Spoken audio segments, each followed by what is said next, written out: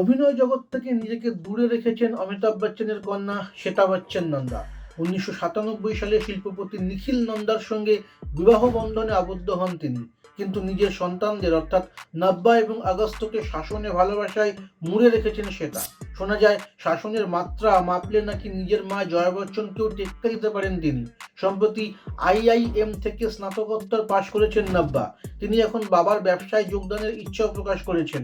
মাস কয়েক আগে এক সাক্ষাৎকারে বচ্চন পরিবার অন্দরের সমীকরণ নিয়ে কথা বলতে গিয়ে নব্যা জানিয়েছিলেন দিদা জয়া এবং মা শ্বেতা তার কাছে একেবারেই বন্ধুর মতো। নব্যার এই কথা শুনেই খানিক রেগে গিয়ে মেয়েকে শুধরে দেন শ্বেতা। স্পষ্ট ভাষায় বলে ওঠেন, না, আমি একেবারেই তোমার বন্ধু নই, তোমার মা হয়েই থাকতে চাই, বুঝলে।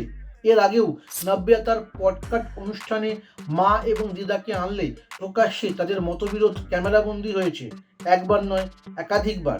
এখানেই শেষ নয়, এক সাক্ষাৎকারে সেটা জানিয়েছিলেন যে নব্যা যখন তার বেলি পিয়ার্সিং এর সিদ্ধান্ত নিয়েছিলেন তখন শ্বেতা তাতে আপত্তি করেন, কিন্তু নব্যা তা শোনেননি।